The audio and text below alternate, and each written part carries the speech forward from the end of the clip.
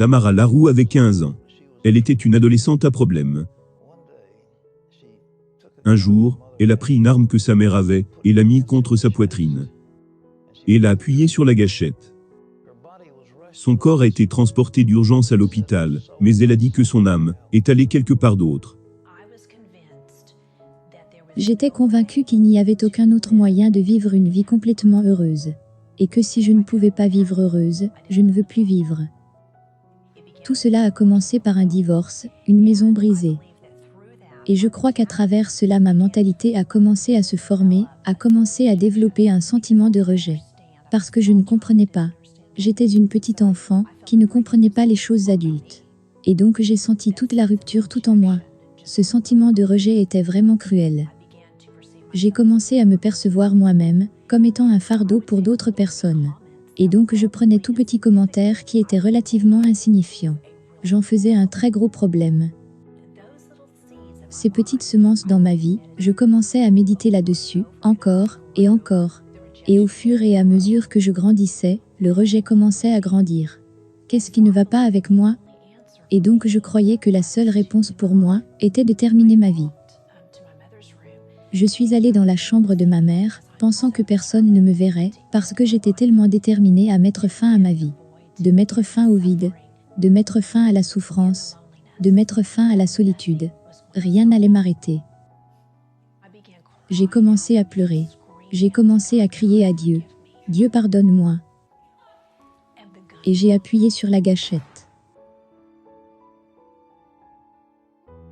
Elle a écrit le livre intitulé « Délivré ». Tamara Laroux est ici avec nous. Bonjour. Merci pasteur. Content de te voir. Merci.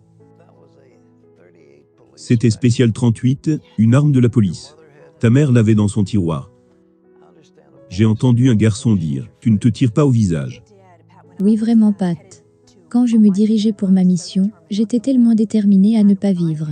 Et quand j'ai tenu le pistolet, au départ je l'ai placé contre ma tête. Et une voix m'a parlé, et m'a dit, retire cela de ta tête, et place-le sur ton cœur. Et j'ai discuté avec cette voix. Et j'ai dit non, parce que je vais terminer cette mission que j'ai commencée. Et donc tout d'un coup, j'ai eu une vision, de ce à quoi je ressemblerais, si bizarrement pour certaines raisons, je devais survivre. Et donc j'ai eu une vision de ce à quoi je ressemblerais, et j'ai ressenti de la compassion pour ma famille. Et donc j'ai écouté la voix, et j'ai enlevé le pistolet de ma tête. Et je l'ai placé sur mon cœur. Tu l'as placé sur ta poitrine. Tu l'as dirigé tout droit de cette façon vers ton cœur. Je l'ai fait.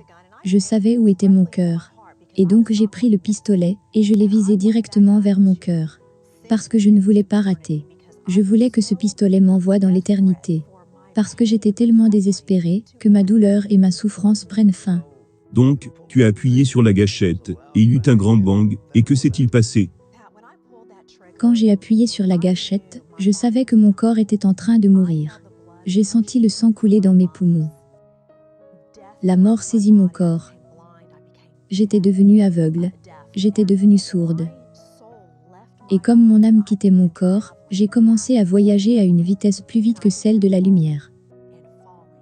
Et j'ai commencé à descendre, et à descendre, et à descendre, et tout d'un coup, cette explosion qui s'est produite à l'intérieur de moi.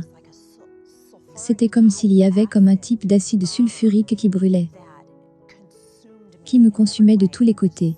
C'était si hideux et terrifiant. Il n'y a pas de mots pour décrire le niveau de douleur et le type de brûlure que j'avais expérimenté. Qu'est-ce que c'était? C'était l'enfer. C'était ce que la Bible décrit comme étant le feu de l'enfer. C'était le feu de l'enfer. Et quand j'ai regardé autour de moi, non seulement j'étais dans un endroit de la mort, mais j'étais maintenant devenue la mort. Je n'étais plus dans un endroit où il y avait la paix. J'étais dans un endroit de tourment total. Étais-tu terrifié? J'étais devenue la peur. Tu es devenu la peur. J'étais devenue un être de la peur. Vous savez, la Bible décrit la mort comme Oui. l'absence de Dieu. Et donc en l'absence de Dieu, en l'absence de quelque chose de bien, votre âme en fait se transforme en un être de la peur, qui est l'opposé de l'amour. Donc mon être, ma personne s'est transformée en un être de la peur, un être de douleur, un être en isolement total. Est-ce qu'il y avait des gens tout autour de toi? Je pouvais regarder, et je pouvais voir des milliers, des millions de personnes, qui étaient tout autour de moi. Mais je ne pouvais pas communiquer avec eux. C'était comme un lac? Était-ce ce genre de choses? C'était comme... Je ne sais pas si c'était comme un lac. Il y avait un... Il est difficile de décrire. Je suppose que vous pourriez dire que c'était comme un lac. C'était une immense mer de personnes, et il y avait beaucoup de mini-chambres, qui étaient tout autour de moi. Et toutes les personnes qui y étaient dans le même genre de personnes, sans forme, criant d'agonie, dans une totale terreur. Dans un cri hideux.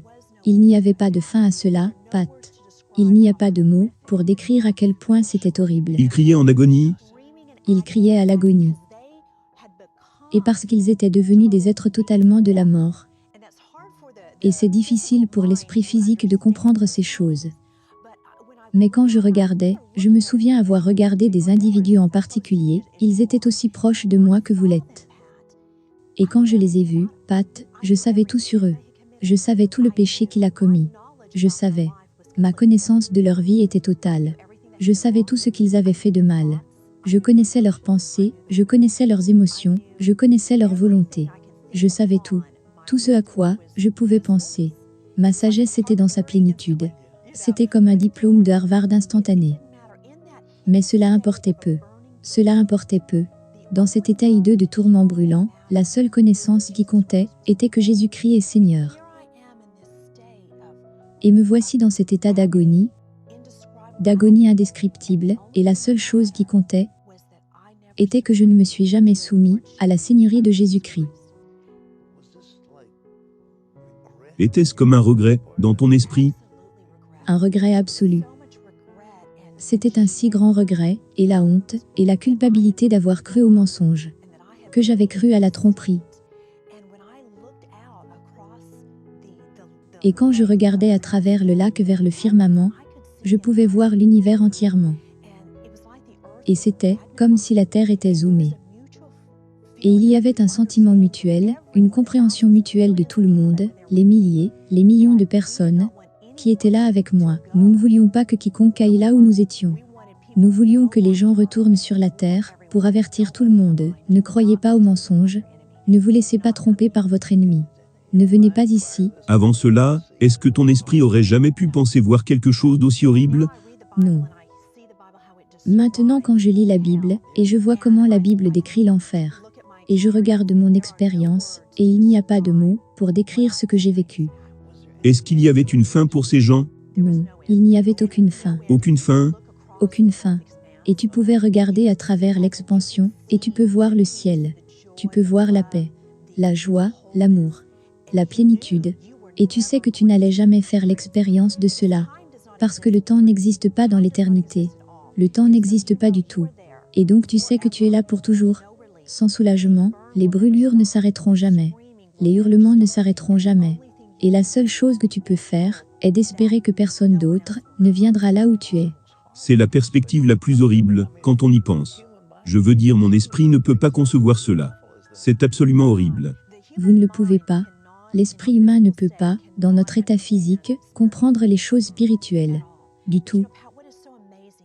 Mais vous savez, ce qui est tellement incroyable, c'est que l'amour de Dieu était si incroyable, qu'avant que je me tire une balle, j'ai crié à Dieu de me pardonner. Et dans ce cri de désespoir, pour le pardon, Dieu m'a entendu. Et il est si fidèle à sa parole et à sa promesse. Dans mon cri, et dans mon agonie, et dans la révélation de ce que j'ai vécu, Dieu est descendu du ciel. Et cette main m'a saisi, Pat, et m'a prise. Et j'ai réalisé que j'étais en enfer, non pas parce que je me suis tiré dessus.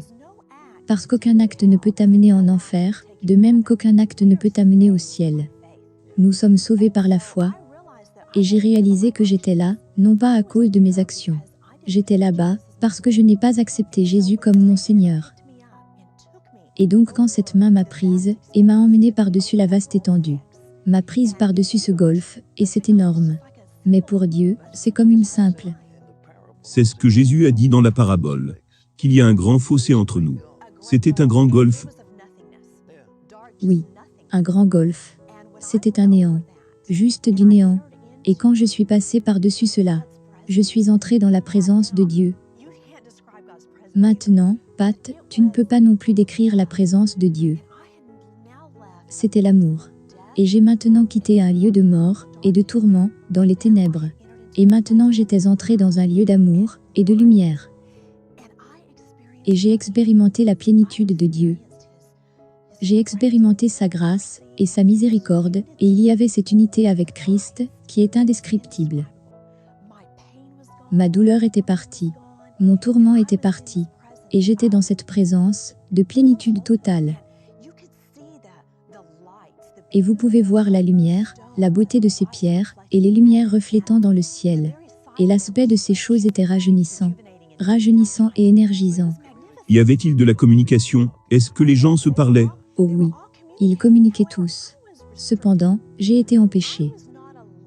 Je n'ai pas été autorisé à y participer. Je savais tout ce qui se passait. Et même si j'ai vu ces choses, je n'ai pas été autorisé à participer à cela, ou de voir beaucoup de choses en détail. Il y a beaucoup de choses que j'ai comprises. Et la connaissance était gratuite, la sagesse gratuite.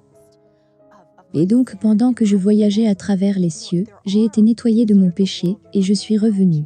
Et vous savez que dans le monde spirituel, vous n'avez pas les restrictions du monde physique.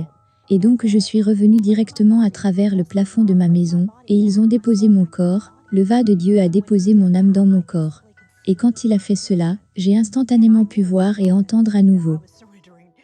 Et je savais à ce moment que je m'abandonnais à la seigneurie de Jésus-Christ. Et quoi que j'ai à faire face, la stigmatisation du suicide, la stigmatisation de tout ce que j'aurais à faire face, cela sera ok. Quand tu es revenu, c'était dans une salle d'opération. Où es-tu revenu? Non, je suis revenu chez moi. Je suis revenu dans ma maison, parce que quand j'étais entré là-bas pour m'isoler, personne ne savait que j'étais là-bas, seul. Donc je ne sais pas combien de temps exactement, j'étais hors de mon corps. Mais c'est quand je suis revenu que j'ai appelé ma mère, pour qu'elle vienne à mon secours. Et c'est alors qu'elle a appelé l'ambulance.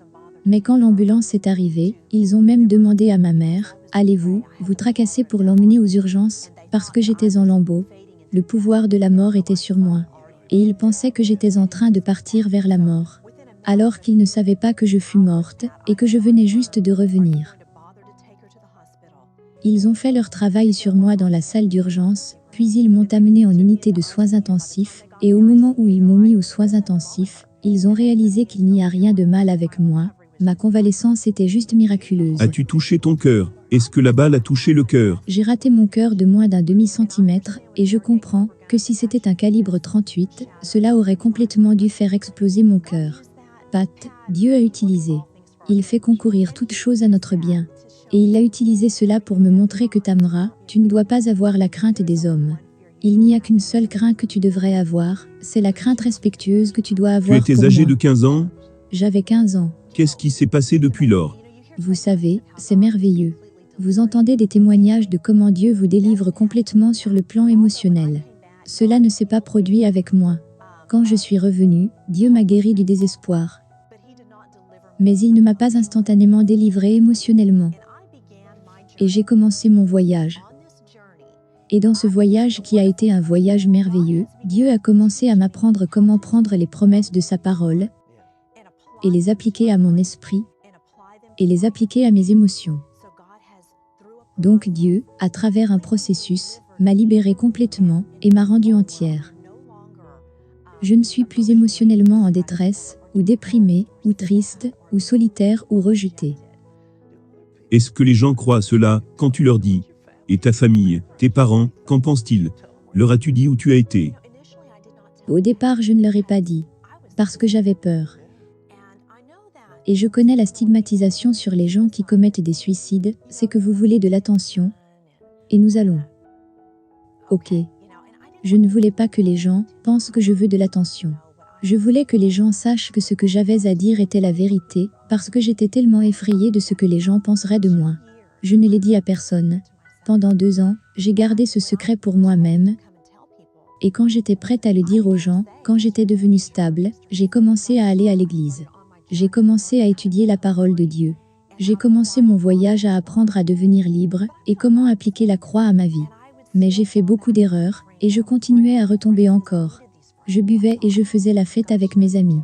Parce que j'avais besoin de ces amis, c'est ce que je pensais. Et Dieu m'a montré les choses différemment.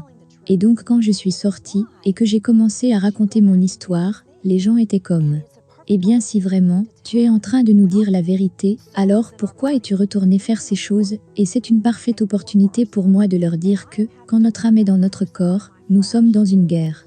Une guerre pour notre âme. Et j'ai dû apprendre comment crucifier ma chair, et vivre selon l'Esprit de Dieu.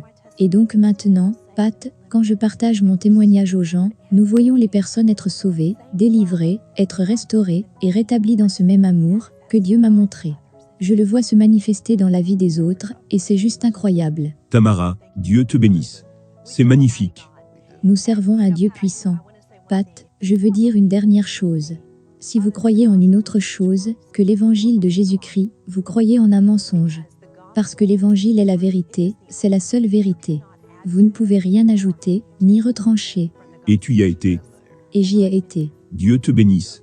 Merci beaucoup.